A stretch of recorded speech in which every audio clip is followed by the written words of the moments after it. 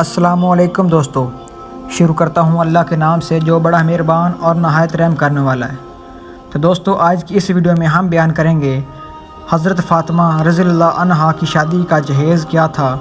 تو دوستو، اس ویڈیو کے ساتھ اینڈ تک جڑے رہو تو ہم آپ کو بتائیں گے کہ حضرت فاطمہ رضی اللہ عنہا کی شادی اور ان کا جہیز کیا تھا۔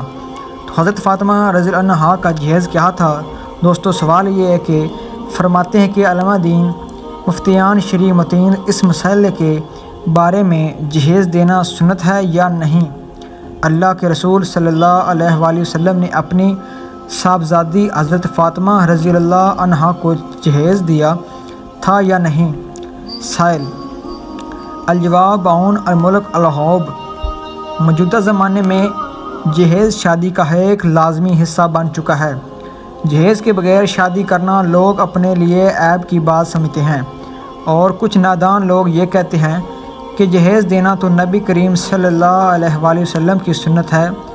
حضور اکرم صلی اللہ علیہ وآلہ وسلم نے اپنی صاحبزادی حضرت فاطمہ رضی اللہ عنہا کو جہیز دیا تھا، اسی لیے ہم بھی جہیز دیتے ہیں۔ بہرکیف جب حضرت علی رضی اللہ عنہا کا رشتہ حضرت فاطمہ زہرا رضی اللہ عنہا سے فکس ہو گیا تو نبی کریم صلی اللہ علیہ وآلہ وسلم نے حضرت علی رضی اللہ عنہا سے دریافت کیا کہ اے علی، تمہارے پاس میری بیٹی فاطمہ کو دینے کے لیے کچھ ہے؟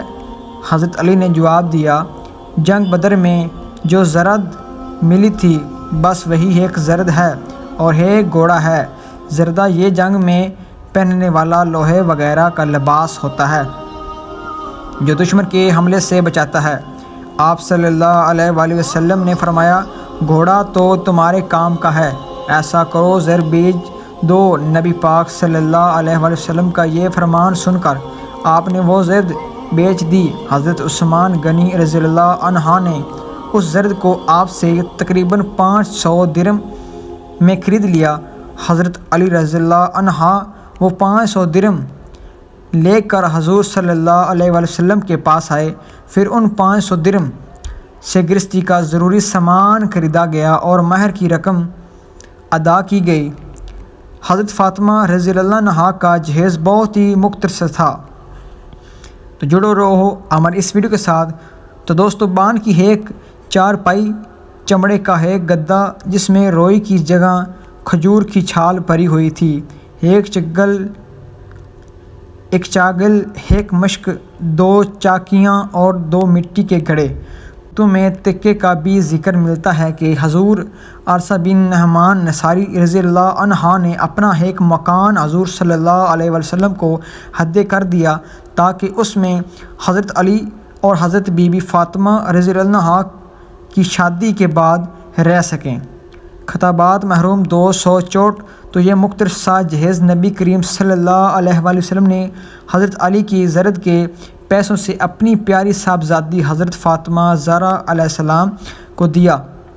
اگر آپ چاہتے تو دنیا کی ہر چیز دے سکتے تھے، آپ تو بس ایک اشارے فرماتے، جنت سے آپ کی بیٹی کے لیے ایسا جہیز آتا جسے دیکھ کر سب لوگ دنگ رہ جاتے۔ لیکن آپ نے اپنی امت کے لوگوں کو یہ پیغام دیا کہ اے میری امت، سادگی کے ساتھ شادی کرو، شادی میں فضول خرچی مت کرو، جہیز کے نام پر اپنی بیٹیوں کو بوڑھا مت کرو۔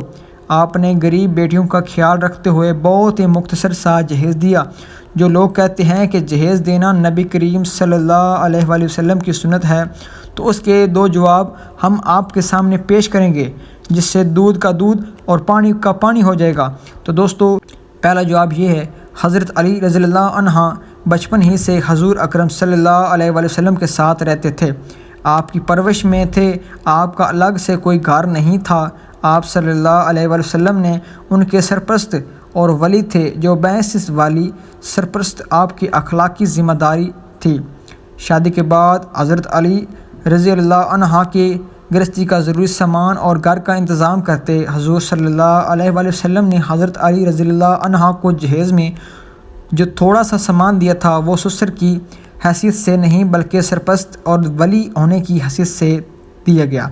تو دوستو، دوسرا جواب یہ ہے کہ جہیز کا یہ مختصر سا سامان حضور صلی اللہ علیہ وسلم حضرت علی رضی اللہ عنہ کی زرد بیچنے بیچ کر خریدا گیا تھا، نہ کہ حضور صلی اللہ علیہ وسلم کے پیسوں سے، اس لیے کہ بیوی کا نان و نکا، گھر وغیرہ یہ سب شوہر کے ذمہ واجب ہوتا ہے۔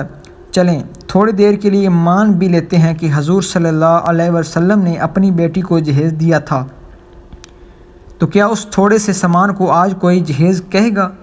آج جب تک motorcycle, fridge, double bed, washing machine, cooler, LCD وغیرہ نہ دی جائے تو وہ جہیز ہی نہیں۔ جہیز کی وجہ سے نہ جانے کتنی لڑکیوں کی شادی نہیں ہو پاتی۔ غریب باپ قرض لے کر جہیز کا انتظام کرتے کرتے چل بستا ہے۔ خلاصہ، جہیز کی کوئی شرعی حیثیت نہیں۔ اگر جہیز اتنا ہی ضروری ہوتا تو قرآن، حدیث اور فقہ کی بڑی بڑی کتابوں میں اس کا ذکر ضرور ملتا۔